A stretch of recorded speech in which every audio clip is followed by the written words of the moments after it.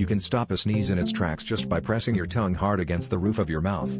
Forget all those awkward, failed attempts to stifle a sneeze with pinched noses or frantic face contortions. This is a simple brain hack you've probably never heard of.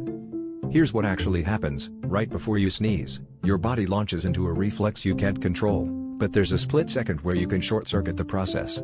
Pressing your tongue up interrupts the nerve signals that trigger the sneeze, almost like hitting a pause button in your brain. This move works best when you feel that unmistakable tingle building up. Instead of bracing yourself or reaching for a tissue, lock your tongue to the roof of your mouth and hold it there firmly for a few seconds. The urge to sneeze often fades away completely. It's quick, silent, and won't draw any attention in public. Next time you feel a sneeze sneaking up, try this trick. You'll feel like you just hacked your own body.